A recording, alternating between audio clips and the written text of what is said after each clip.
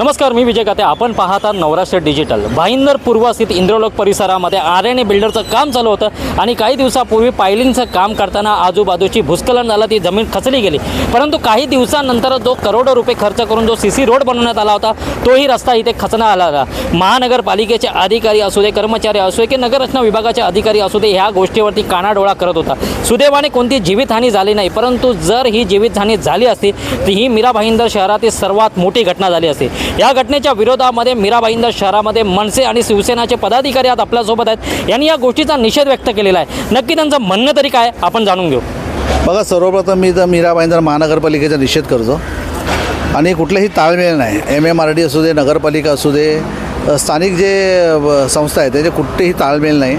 आज आर्यनेचं जे जमीन खचली याचं संपूर्ण जबाबदारी नगरपालिकेची आहे, MMRDची आणि टाउन प्लॅनिंगची. तुम्ही बघत असाल, टाउन प्लॅनिंगच्या माध्यमातून जेव्हा तुम्ही NOC देता त्या ठिकाणी आर्किटेक्टने पण त्याची पंचोल राहून त्या ठिकाणी त्याच्यावरती स्टॅबिलिटी आहे का, रोडची स्टॅबिलिटी आहे का, सॉईल टेस्ट वगैरे सगळ्या ज्या गोष्टी करायच्या असतील ते करायला पाहिजे होतं. ते केलं नसल्यामुळे ती जमीन ढासळलेली आहे. ह्याच्यामध्ये संपूर्ण दोषी MMRD आहे आणि टाउन प्लॅनिंग, आणि खास करून मी जे दोषी आहेत ते आर्किटेक्ट यांचे जे आहेत अनिश अँड ॲसोसिएट्स त्यांचे कल्प्रिट आहेत आणि मेन त्यांच्यामुळे झालेलं आहे. कारण RCC कन्सल्टंट वगैरे बिल्डर का ठेवतो?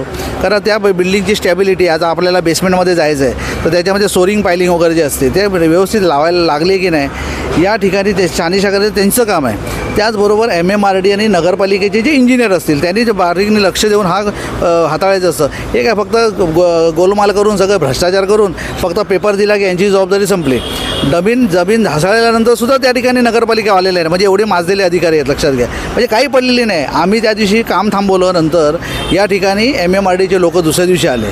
त्यामुळे मला वाटतं की कंप्लीट फेल्युअर मीरा भाईंदर महानगरपालिका आहे, यांच्यावर कोणाचा अंकुश नाही आहे. मी स्थानिक आमदार जे असतील प्रताप सरनाईक यांना कळकळीची विनंती करतो आहे की यांच्यावर कारवाई व्हायला पाहिजे. कारण काय होतं, हे एका तुम्हाला दिशाभूल करतायत. आज हे नागरिक समजा उद्या काय बिल्डिंग ढासळली, उद्या काय जीव गेला तर आमदार खासदारांना बिल येतं, लक्षात का पाप हे करणार आणि बिलं यांच्यावर येणार.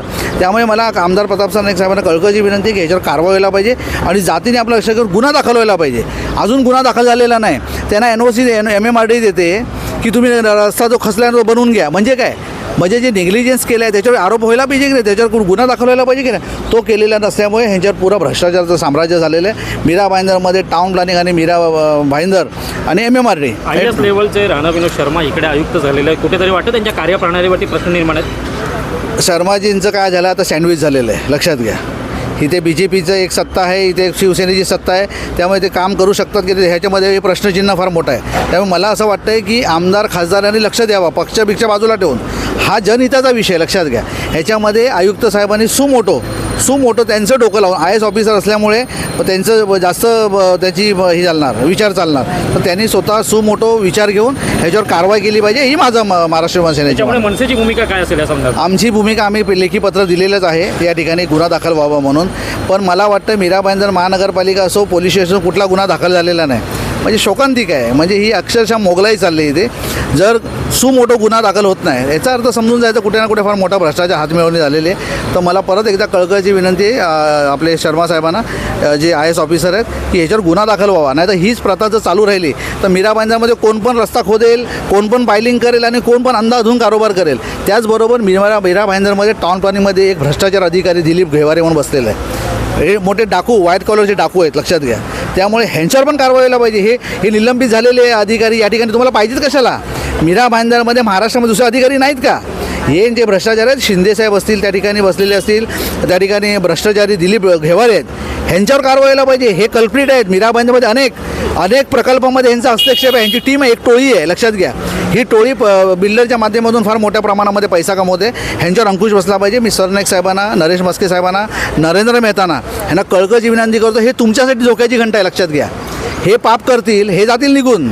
ह्यांनी काका पुतण्याच्या मुलाच्या नावावर सगळी प्रॉपर्टी करून ठेवलेली आहे. पण हे पाप केल्यानंतर तुम्ही जनप्रतिनिधी म्हणून तुमच्या अंगावर कुठलं बिल येता कामा नाही, एवढं फक्त काळजी घ्यायला पाहिजे. आणि ह्याच्यावर कठोर कारवाई व्हायला पाहिजे. महाराष्ट्र मनसेनेची मागणी. सर, मनसेसोबत शिवसेना पण ह्या गोष्टीचा निषेध करतात. आपलं काय मत आहे याच्यावरती? निषेध करण्यासारख्या गोष्टी आहे. जसं राणेसाहेबांनी सांगितलं की मीरा भाईंदर मनपामध्ये भ्रष्टाचाराची म्हणजे बजबजपुरी झालेली आहे. ज्या ठिकाणी कन्सल्टंट नेमले जातात महानगरपालिकेच्या इंजिनियर असतात, कन्सल्टंट असतात, आर्किटेक्ट असतात. हे काय करतात, आपला फीस घेऊन मोकळा होतात. त्या विभागाचे संबंधित एक जोनल एरिया असतो. त्या जोनल एरियाचा क्षेत्रीय इंजिनियर जो असतो, त्याची अभियंता, त्यांनी प्रत्येक आठवड्यामध्ये एक विजिट रजिस्टर ठेवायला पाहिजे. त्याच्यावर कन्सल्टंटनी, आर्किटेक्टनी आणि क्षेत्रीय इंजिनियर अभियंतानी तिघांनी येऊन विजिट करायला पाहिजे, पाहणी करायला पाहिजे आणि पाहणीचे रजिस्टर ठेवायला पाहिजे. पण मीरा भाईंदरमध्ये काय होतो आहे की फक्त एकदा आर्किटेक्टनी प्लान पास पुटअप केला, प्लान पास झाला आणि प्लान पास करण्याच्या आधी विजिट करतात. जसं राणे साहेबांनी सांगितलं की या ठिकाणी मी तुम्हाला सांगतो की मीरा भाईंदरमध्ये दलदल जमीन होतं आहे आणि हे सगळेच जमिनीवरती भरणी केली गेली. या ठिकाणी सोल टेस्टिंग केल्यानंतर काय करतात आर्किटेक्ट की ज्या ठिकाणी पायलिंगची गरज असते त्या ठिकाणी पायलिंग न करता त्यांनी फुटिंगची हे देतात.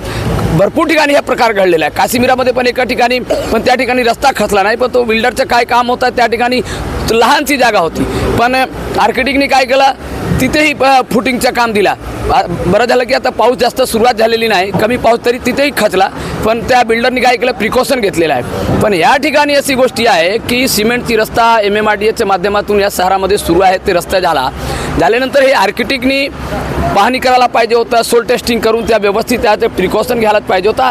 काही ठिकाणी त्या बाजूला प्रिकॉशन त्यांनी बिल्डरनी घेतलेलं आहे, पण जे रस्त्याच्या कडेला जे होतं त्या ठिकाणी प्रिकॉशन घेतला नसल्या कारणाने या अशी घटना घडलेली आहे. तुमच्या माहितीसाठी सांगतो तुमच्या चॅनलच्या माध्यमातून की मीरा भाईंदरच्या महापालिकेमध्ये आज 160 रुपये झाले. किती झाले? 160 रुपये महानगरपालिकेच्या अधिकारीला दिले जातात अंडर टेबल. त्याच्यावरती मी आदरणीय मंत्री महोदय प्रतापजी सरनाईक साहेब, नरेंद्र मेहताजी, नरेश मस्के साहेब आहेत आणि माननीय मुख्यमंत्री आणि दोन्ही उपमुख्यमंत्र्यांना विनंती करते की मीरा भाईंदर शहरामध्ये जेवढे मोठं भ्रष्टाचार आहे त्या ठिकाणी बसलेले अधिकारी त्यांच्या मनमानी कारभार करतात. हे काय करतात की फक्त ज्या कोणी वाईट मानून घेऊ नको माझ्या विनंतीला, अधिकाऱ्यांची एखाद काम असतील ते फोनवर करून देतात, पण आम नागरिकांना, आम बिल्डरना सर्वात जास्त जर त्रास कुठे असेल तर मीरा भाईंदर शहरामध्ये आहे. म्हणून आज मीरा भाईंदरच्या इमारतीची भाव गगनचुंबीला चाललेले आहे. या ठिकाणी तुम्ही बघत असाल की रोडच्या कडेला त्यांनी काही प्रिकॉशन घेतलं नाही. या ठिकाणी जागा दलदल जागा होती, समुद्राची भरणी केलेली जागा होती, या ठिकाणी पायलिंगची गरज होती, फुटिंगची नाही. पण आर्किटेक्ट आणि कन्सल्टंट यांची काय मिलीभगत आहे आणि त्याच्यामध्ये अधिकारी हो मध्ये हो म्हणजे त्यांचं तालमेल आणि सूर एकच आहे. आणि एकदा प्लान पास केल्यानंतर मनपाच्या कुठल्याही अधिकारी इमारतीच्या प्लिंथ निघेपर्यंत बघायला येत नाही. यांच्यात पैसे केव्हा केव्हा घेतात तुम्हाला सांगतोय. आता प्लान पास करताना त्याच्यानंतर प्लिंथच्या टायमाला ट्री NOC वाले, त्याच्यानंतर ओसी आज 70% इमारतीला OC घेतले जात नाही. कारण काय आहे, त्या जे विकासक आहेत, बिल्डर आहेत, त्यांना अशा प्रकारचे चुस्त 160 रुपये घेतात प्लान पास करायच्या टायमाला. OCच्या टायमाला पाहिजे 40-50 रुपये फूट पाहिजे, मध्ये 200 रुपये फूट. तर मला सांगा की हे 200 रुपये फूट जर तुम्ही अधिकारी लोक घेणार तर ते कोणावर जाणार आहे? भोगवटा धारकावर जाणार आहे.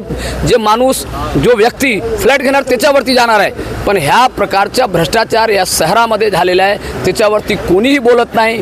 सगळे पक्षाच्या लोकांना मी विनंती करतो की हे आपण एकमेकावर टीका करून किंवा हे करून चालणार नाही. ह्या अधिकाऱ्यांनी हे 3 वर्षाचे आहेत. जसं लिखो फेको पेन असतो, जसा एक ग्लास आता चाललेला आहे. पहिले चहा प्यायचे काचाच्या ग्लासमध्ये, त्याला धुवायला वेळ जात होता, त्याच्यामध्ये पाणी लागत होतं, म्हणून आता चहा प्यायचे आणि फेकून द्यायचे.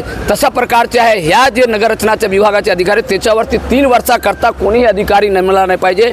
त्या ठिकाणी परमानंट अधिकारी पाहिजे. हे ना माहिती आहे की मी 3 वर्षाकरता आलेलो आहे. 3 वर्षामध्ये जेवढे लुटून खाऊन वाटून खाऊन आपण शहरामध्ये काय वाटोळा करायचे ते वाटोळा करून ते लोक निघून जातात. स्वतः सत्तेमध्ये आहात, तुमचे मंत्री महोदय आहे तुमच्या पक्षाचे, मग ह्या एवढा मोठा भ्रष्टाचार ह्या मीरा भाईंदरमध्ये चालला तर याच्यावरती का नाही आवाज उचलला जात? बघा, त्यांच्यापर्यंत काही गोष्टी कोणीही बिल्डर जात नाही. तुम्हाला सांगतोय की बिल्डरला एवढी घाबरवतात काही गोष्टी. एका तुम्हाला सांगतोय का छुटून कुठल्या बिल्डरचा फाईल आपल्याकडे आला, ठीक आहे आपण येतोय, हे जाने का नहीं, त्यांचं आप गए ना उनके पास, कोई नेता के पास गया ना तर आपको तकलीफ होगा. तो बिल्डर बेचारा घाबरून जातो. तुमच्या माहितीसाठी सांगतो, मी 25 वर्षाचं, मला ह्या सगळ्या गोष्टीच्या माहिती आहे.